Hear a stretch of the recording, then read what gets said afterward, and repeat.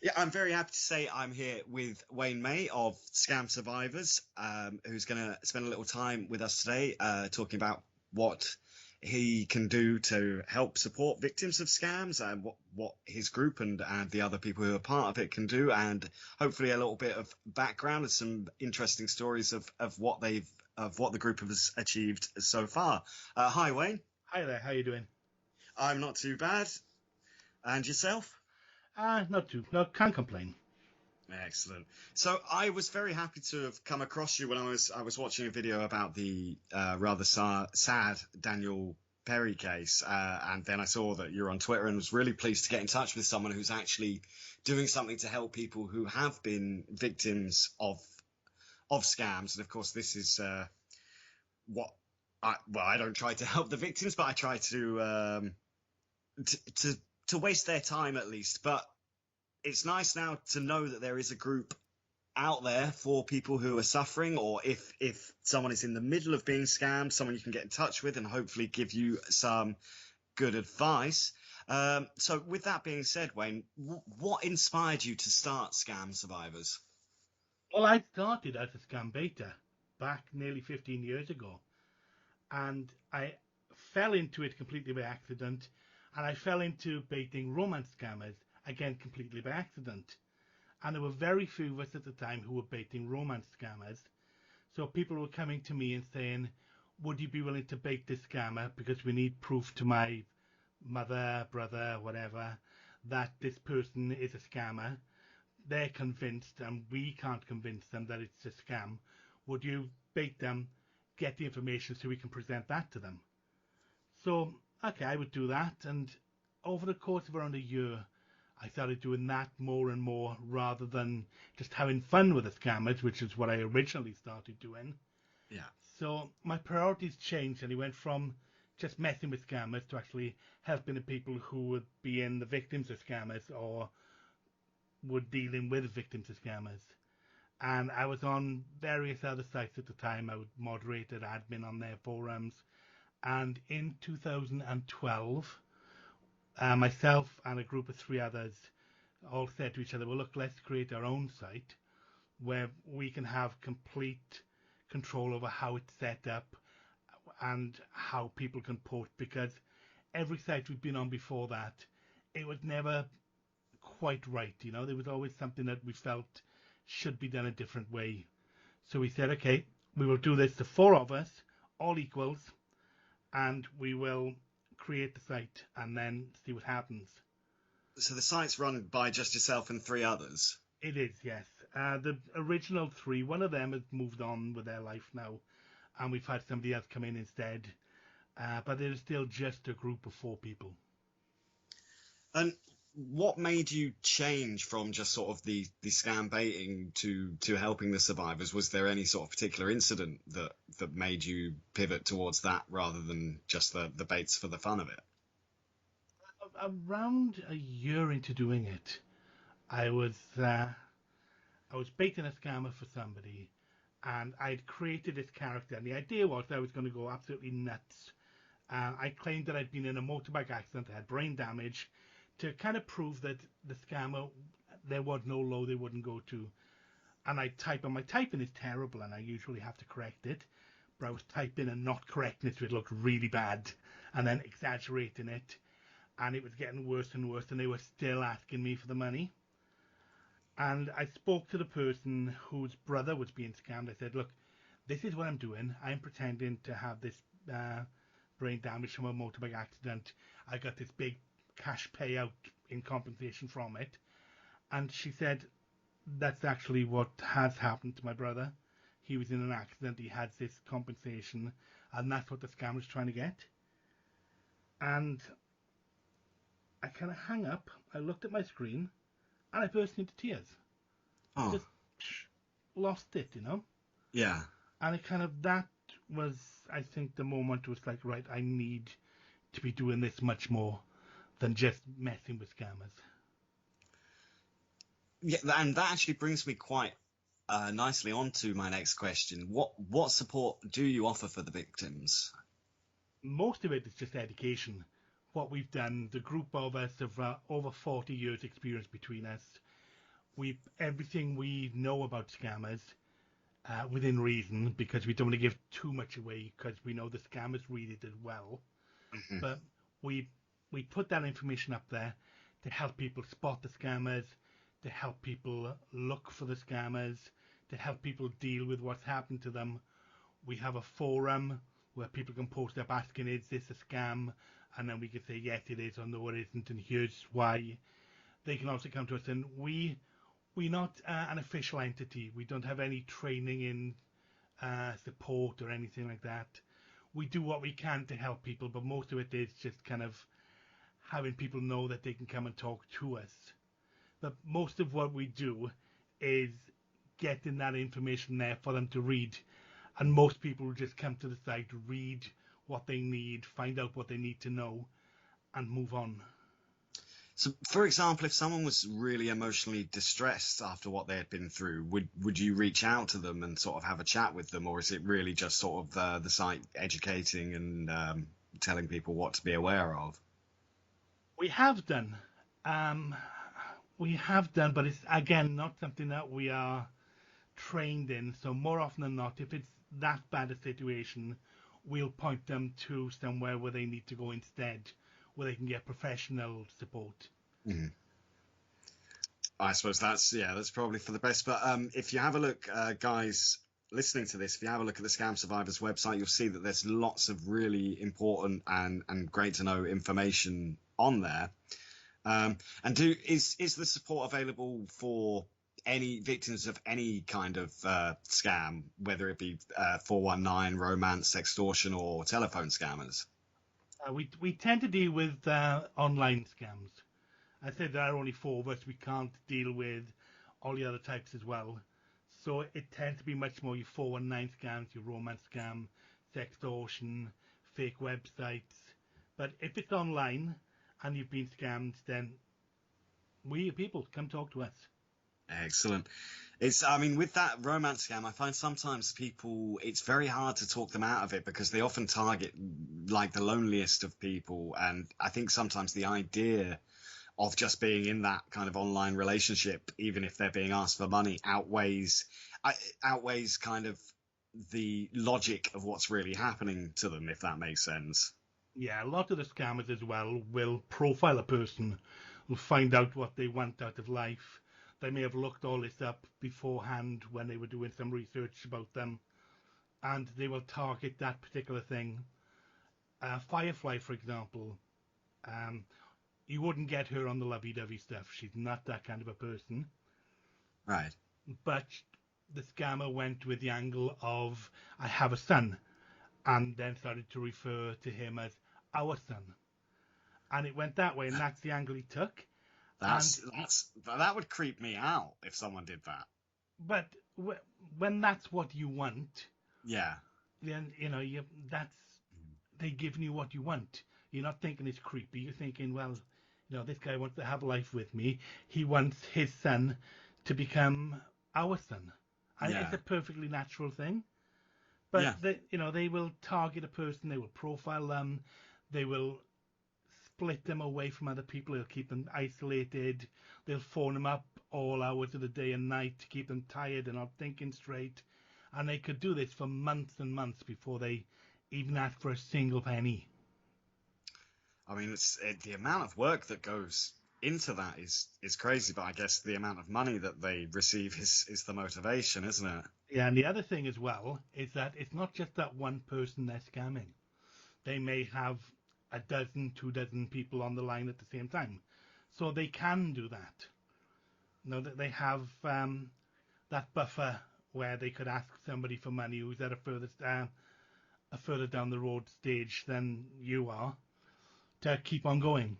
Yeah. And has anyone ever come to you like during whilst they're in the middle of being scammed saying, I think this might be a scam, and you've been able to say, yeah, it definitely is, and stop them parting with their money? All the time. And I think we've had several on the forum just this week of people coming asking, and we're saying, yes, that is a scam, and then explaining why. Or people coming and saying, I was talking to this scammer, I was almost fooled by it, but I did a little bit of research myself, found your site, and found out that they are a scammer. Oh, that's great that people are able to come and see that information, especially like if they're unsure of what's happening.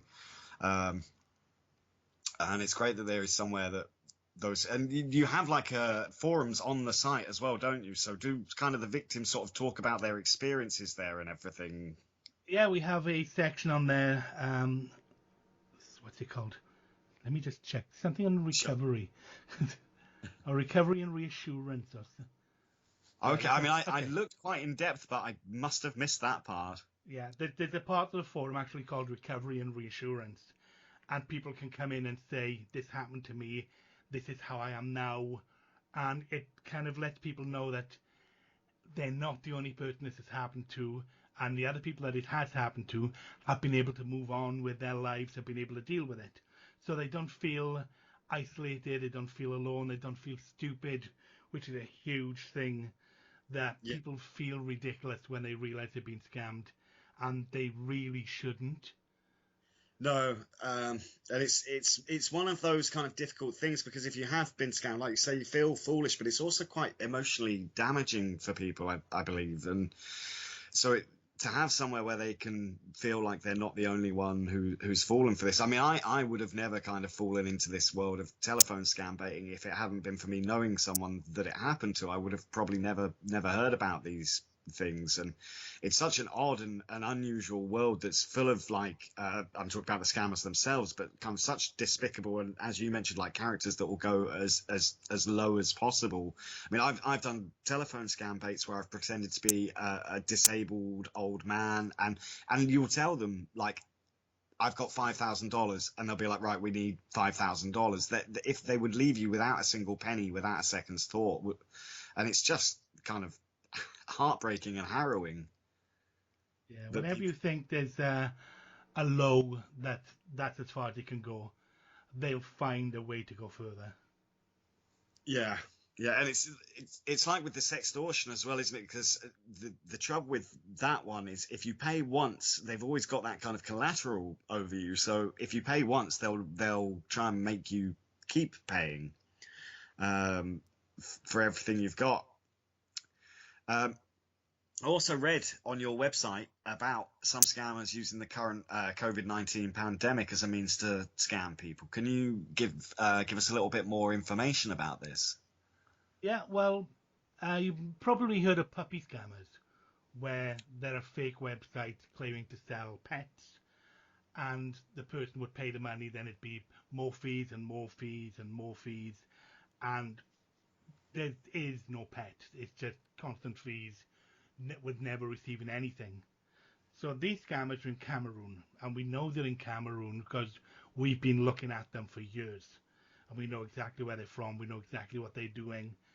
And when the coronavirus pandemic started, they switched from doing these fake bear puppies to fake face masks, fake PPE, fake coronavirus cures, and that's what they did. They switched their sites over, and it was then you can buy so many masks off us, and people would send money, and there were no masks. You never received anything for your money.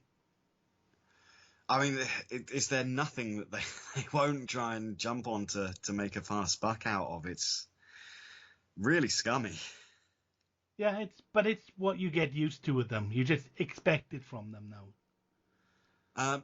Which kind of, again, quite nicely brings me on to my next question. In your opinion, what is the most despicable scam? What's kind of the lowest of the low, do you feel?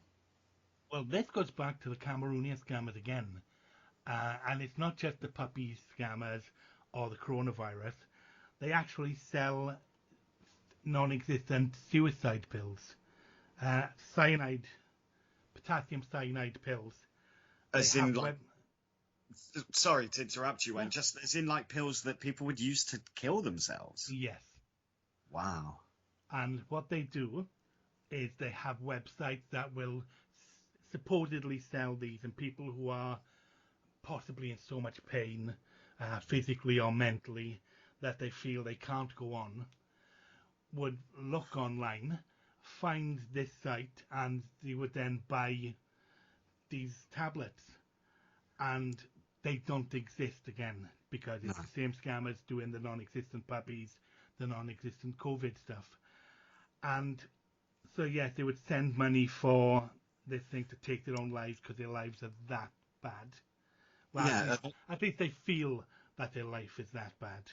I mean, are they targeting like people with actual sort of physical, painful conditions, or just kind of people that perhaps are having struggles mentally, and or both? For both. Yeah, it's people who would then the people who would look for a in inverted commas solution to their issues. But because then these people have paid the money to buy this medication, the scammers will then turn around and blackmail them by saying, we got proof that you bought illegal tablets. You bought these illegal drugs. If you don't send us this amount of money, we will report you to the police.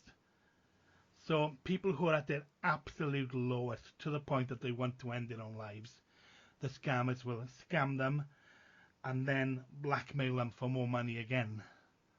Yeah, And that sounds yeah, terrible. Like to kind of target people with perhaps mental problems or physical problems, and then make it into like a two-part scam where they're then like the same people who are selling them these false or phony pills are then turning around and using that information against them, which is awful. I mean, is that quite commonplace, that scam? Because I've not heard about it. it's not an amazingly common scam, but it does happen on a semi-regular basis. And it's all that group of Cameroonian scammers who are all doing these ones. It's always the ones with the fake sites and the non-existent goods, and that's just one of the avenues that they go with. I mean, for me, I'm not aware of that scam, but the Sextortion one for me is one that I thought, well, I don't make any secret of it, but it was one I nearly fell victim to, but very luckily called their bluff. But in 2015, there was a correlation between the amount of sextortion and a rise in young male suicides in the UK. And it's horrible that people would do things that could have such a detrimental effect on people's mental health that people feel that there's no way out, such as in the case of the boy here in Scotland, Daniel Perry. Yeah. And he jumped off the Forth Road Bridge because he felt like his life was going to be ruined. And I can say from my own experience as well, that feeling of despair and desperation is like nothing else. And looking back, I can kind of laugh about my experience. I mean, I actually told my parents about it many, many years later, and they were like, do you know what, if it had happened, it had happened. Like, don't worry about it. And I think, but when you're an 18, 19, 20-year-old lad, even older, I mean, it happened to me when I was, in my early 30s,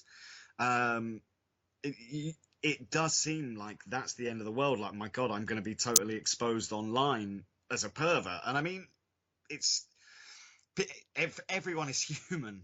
And so I can understand how I've got into this situation myself, but I can understand how they can. But the amount of kind of mental pressure that scam puts on people, for me, it just, even thinking about it, and the amount, because I'm guessing it's not just Daniel Perry, but many other people who have taken drastic measures because they felt that their whole life's going to come crashing down around them. Yeah, that's been a number of people, sadly, from all around the world as well. But the thing with the Sextortion scam is it's actually one of the easiest ones to deal with, because we've dealt with tens of thousands of cases. We stopped counting a few years ago when we were at something like 21,000 cases that we dealt with. We switched software for the form that people fill in, and that one didn't give an incremental number, so we just stopped counting, and we were up to about 21,000 in the old system. Yeah.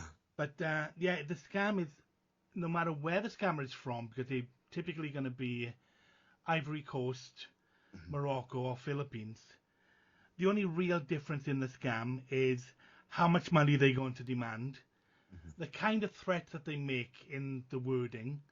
Yeah. Because the Filipino scammers will turn around and say, I'll make you famous, this will be your scandal, the but that's a term that they use a lot there.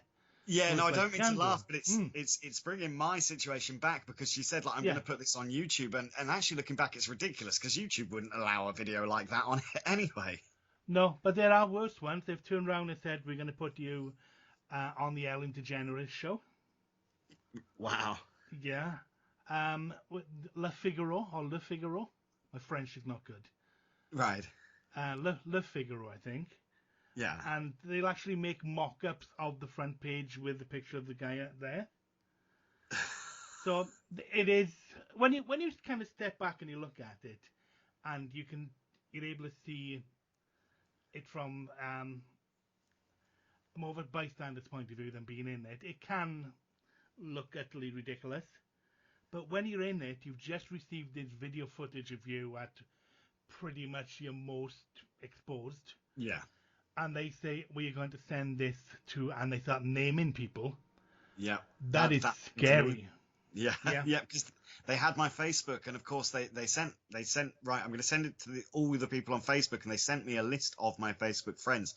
And the first two names was my ex-girlfriend that I had been broken up with maybe a couple of weeks, a month maximum, and my mum, and like the last two people in the world I wanted to see it. But in my case, I was very, very lucky that I just blocked them and carried. I mean, for about a week, I lived under this cloud of, oh my God, is this going to become public? And then it never did. And I was very fortunate that I wasn't aware of the Facebook Others folder where they had been sending more and more messages saying, you need to pay us, you need to pay us. It wasn't until about 2 years later that I discovered all those messages. And had I seen them at the time, it could have been a totally different story looking back. But even that fear of, okay, I didn't lose any money, but to live under that fear of a week of being like exposed at my most vulnerable might not be the right word, but let's go with that, was a very, very unpleasant experience. Yeah, but it is, as I say, a fairly easy scam to deal with, because basically all you need to do is stop the scammer from being able to contact you at all. Yeah. So you deactivate your Facebook, you shut down your profiles, the scammer can't contact you, can't threaten you, and we'll move on. Yeah. For all the big scary words that they use and the threats, it's actually a simple scam to get out of. But I think in my situation, because I was watching one of the clips that you were featured in, Wayne, and you were showing the software with the girl where you could make her wave and smile. Now, when it happened to me, it was actually a real girl, because I thought I was switched on enough, and it wasn't just like wave, smile. I mean, she partook in the situation at the start until then her camera but like there was no doubt it wasn't a video, because her camera then switched to the video of myself, which was quite scary, and then switched back to her and three guys in a room together kind of laughing and like, right, you're going to give us lots of money. So you have to be very, very careful, because I think sometimes they do kind of evolve to an extent, because a lot of those kind of videos like the one that you actually use in that thing, it's quite well known. I think that face that you use of the girl, I've seen it used loads. I've seen it all over the internet. Probably because of me, actually, because every time I did an interview with the media about Sextortion, I used that video. Reason being, we knew who it was. We knew it was an adult star. Yeah. So it wasn't such an issue with having her details come up as some of the other ones I've seen, where it is some girl in her bedroom. Yeah, who they've taken the video of, and she's completely unaware. Yes. Yeah, I mean, that's in fact the reason that I was doing this research is because of, and I'll just touch on this briefly because I don't want to digress too much from talking to you, Wayne, but it was due to I was planning to make a little kind of piece about Amanda Todd and her sextortion, although it wasn't for money, it was for a pervert's gratification. But it was a very harrowing case because she was just a child, and it really resonated with me, especially after I went through my situation. I was like, how do people do this to each other? Do they have absolutely no ethics or empathy or morals? Yeah, if we can make money from it, we're going to make money from it. Doesn't matter what effect it has on anybody else. Another example of that would be when they use photographs in a romance scam of a soldier who died, during the war. Yeah. They don't care. As long No. as it makes them money, they will do whatever they want to do. Well, at one time we turned around and said, this is all the money I have.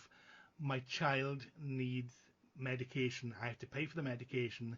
This is the money to pay for my child's medication. If I don't get it back, my child will die.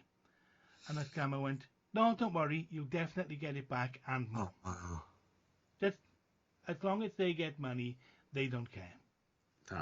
Yeah. I mean, that's just sickening, though. It's like, I have to say, on occasion, it's rare, but on occasion with the telephone scammers, when I've said I'm in a bad situation, they've just hung up. And I'm like, well, you're still a fairly terrible human, but thanks for having a little bit of morality there. I think that's more... it's going to take a while. Probably won't get any money from them anyway. Yeah. So let's not waste our time and go to speak to somebody who is more likely to pay. You're probably right there as well, because it's when I do the telephone scams, it's a very fine line, because I like to try and make them kind of comedic, but to also make them believe that I'm part of their ruse and that I've fallen for it and vulnerable enough. And if you call up and you sound too confident and you don't sound worried, they'll just hang up straight away. So you have to have an element of being able to act a bit kind of concerned, and that you believe that this is really happening to you, in regards to actually baiting them anyway. Yeah, you have to be a victim. Yeah. So going forwards, like how do you think we can raise awareness of scams? Do you think, actually, before you answer that, do you think that they're on the rise or on the decline at the moment? Oh, they're on the rise. Oh. But some scams are kind of dying off, and other ones are coming in to replace it. So it's not going away. It's only getting worse. And the fact that so many people right now are isolated is giving the scammers this perfect opportunity to go at it even more. So no, the scams aren't going away. The scams are getting worse, and they're also getting more technical these days, with things like fake websites and so on. So what do you see most often? What is the most common from your sort of online side of seeing what the scammers do? What's probably the most common one, or which scam tends to be the one that people most often fall for? The ones I see are either going to be a dying widow scam, which was actually the very first scam I ever baited. These are ones where they pretend they're a female, usually a 70-something-year-old lady. Husband died, he was rich, she's about to die, and she wants you to take the money that she has and use it for good deeds. I'm seeing a lot of them at the moment. Right. I'm also seeing the "Are you dead or alive" scams. Ooh, I don't know. I've not heard of this one. No, this is basically somebody has come to us and said that you're dead, and they are going to get your money because they have this proof that you're dead. If you're not dead, contact us. So what happens from there? Well, then you say, no, I'm definitely alive. Right. And they say, okay, in which case you need to pay these fees to get this money. Okay, that's an interesting one. I've not heard of that at all. So you just receive an email saying, "Are you dead or alive?" Yeah, pretty much. Okay, I would just find that really odd, but I think after sort of knowing about scams for a good few years now, there's so many emails I'm just not even looking at that. The amount of emails I get from Amazon refunds or problem with my Amazon order, and I'm like, well, I do have an Amazon account, but that's not Amazon sending me that. No, I have an email account especially for these scam emails. It's put out there as a honey trap, so to speak. Mm-hmm. So if I get anything in that email account, it's always only going to be either scam or spam. And 99% of the time, it's scam. So when I get one claiming that it's from Amazon, I know it's definitely not, because it's only that one email address I use for the scammers. Which makes it easier for me, but not everybody has got that luxury. No. No, I mean, I don't know if my email has been put on some sort of mailing list recently. I mean, they mostly tend to go into spam, but my email is full of attempted 419 scammers. But I don't have the patience to get back to them and build a rapport like you yourself has done. I would rather just deal with the telephone scammers because it's almost, I was going to say instant gratification. I don't know if that's the right word, but it's sort of Yeah, instant. that would be the right word. Yeah. Yeah, because I think we have done scams. In fact, talking about the Are You Dead or Alive ones, I phoned up a scammer and it was myself and Firefly, and we pretended that I shot her because of this scammer's email saying that I was dead. She was supposedly my ex-wife, and she was using this email as proof I was dead. We argue on the phone while he's listening in. I get my gun, shoot her. We have the sound effect of the gun. He hangs up immediately. I call him back and tell him he now needs to be my alibi. And it's ridiculous. That's You know, brilliant. we do these stupid things on the calls. But that was one of them. That was a few years ago now. So these scams have been around for quite a while. And so, I, are you sort of actively doing anything to raise aware? I mean, I'm not really sure if it's possible because I'm thinking about myself and I'm thinking it's something I would like to do. But when I say the question, like, how is it even possible to raise awareness of scams? What Um, we do, we post as much as we can. Every time we got an opportunity to talk to somebody, for example, yourself, I did an interview that's going out next month for the BBC. I did another podcast a few weeks ago. We're there and we jump in on these opportunities constantly. We have contacts in various law enforcement agencies, and for example, the Better Business Bureau did a booklet about romance scams, and we worked with them on that. And when you look at that booklet, it actually links back to us. So offenses. it's everything you can. We get as much information out as we can.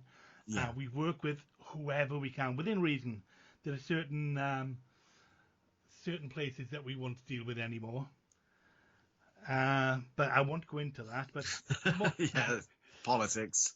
yes, it is basically. Um, but if somebody comes to us and say, "Would you do an interview with us?"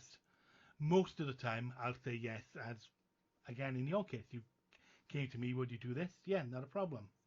Well, I mean, I just want to hopefully spread a bit more awareness about your site and that people can get in touch and that there is kind of help out there. And also, if you do, guys listening to this, if you go to Wayne's site, he's had many, or sorry, if you go to the Scam Survivors site, Wayne has had many TV appearances and they're all linked on a little gallery there if you want to check those out. And it's the site address is just scamsurvivors.com, isn't it? It is, yeah, nice and easy. Excellent. And if people wanted to follow you on Twitter, is it just at Scam Survivors? I think so. I don't. I've never I really should looked check. at I'm my own following you. I stuff. should check Yeah, this. I look at other people's Twitter. I don't think to look at my own. Yeah, I think it's at Scam Survivors. And the other thing people can do as well, if they do come to the site, if you get in these 419 emails, post them up for us. Because if you post up a 419 email, somebody else might then receive one, do a search, and find your post about that scam email, and you would have saved somebody from falling for it. So Yeah. if anybody gets a 419 email, come to the site and post them up. You have to register to post on the forum, or if you look, you'll find a place there where you can actually fill in a form with the details. That will come straight to me and I will post it on your behalf. But obviously, you posting it yourselves would be a lot simpler for me because I have enough of my own to deal with. Yeah, I bet. But that's great to sort of build up a network as well, because then, I mean, when we first sort of pre-spoke yesterday, you mentioned like how using those emails would be able to help other people, like having those emails. Is that because of like the sender's address or just the content of the emails? Both. The emails quite often are scripted. So if you Google this going back to the dying widow scam, I know I keep jumping back to things. There is a phrase that is commonly used in that dying widow scam. It has defiled all forms of medical treatment. And it's the word defiled instead of Mm. defied. Ah, right, yeah. Defiled's a bad thing, isn't it? Like, you shouldn't be Yeah. defiling. No, no. But it's a common mistake in them, and you can see how the scammers are reusing what they refer to as formats, where you're seeing that word defiled instead of defied. So if somebody Googled and thought, that's an odd phrase, let me Google that, it is defiled, they would then find, a whole list of scam emails that have got that phrase in it.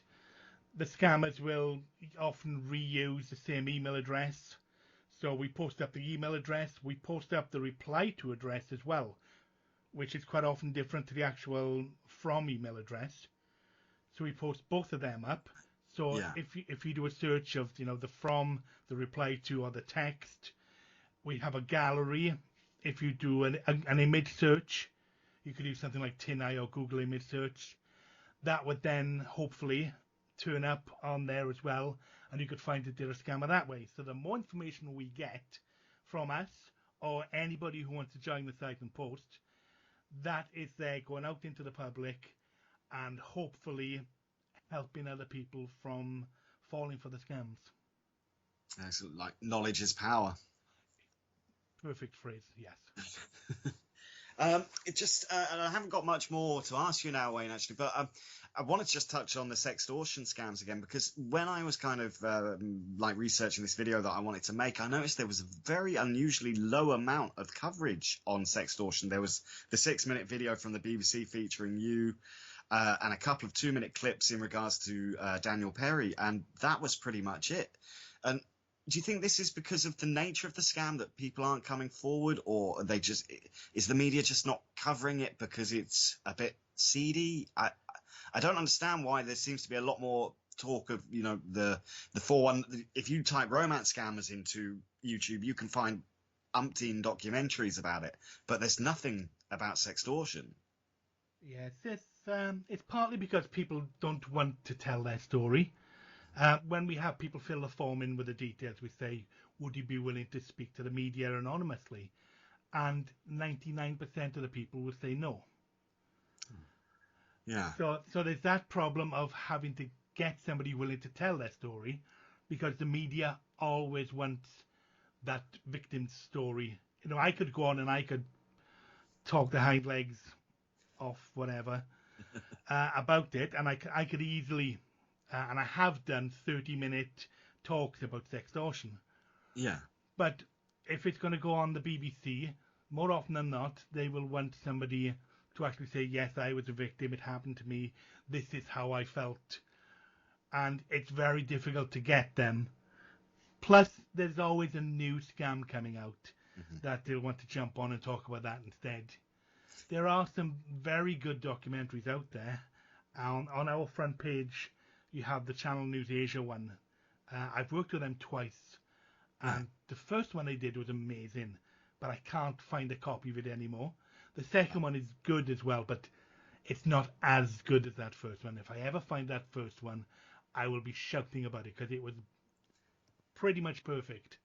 And an hour long, went really into details about it. If you find that one, you'll need to tweet it out, because I'm following you now. So I absolutely will. Excellent, because I'll look forward to it. If you manage to find it, I'd love to see that. So I guess, and finally, what do you have any big plans for the Scam Survivors website? What does the future hold? More of the same. just trying to get bigger and bigger, posting more information, trying to create new contacts, and doing what we are doing now, but hopefully to bigger audiences. Excellent. Well, that's great. So everyone listening as well, please go and check out Scam Survivors website. If you've got Twitter, go and follow Wayne at Scam Survivors. If you know anyone that's been through these things and they want some kind of support or advice, or someone that is flirting with perhaps a romance scam or something, or the idea of getting into it, and they want to get more information, then that can all be found at scamsurvivors.com. I just want to say thank you so much for spending this time with me, Wayne. It's been very eye-opening and very enjoyable. No problem. Thank you for giving me the opportunity. Oh, fantastic. Well, I hope your site continues to grow, and you hope to help to stop or help lots more victims and help to stop people becoming victims. Well, that's the plan. Excellent. That's been a pleasure. Thank you very much, Wayne. And you take care now. You too.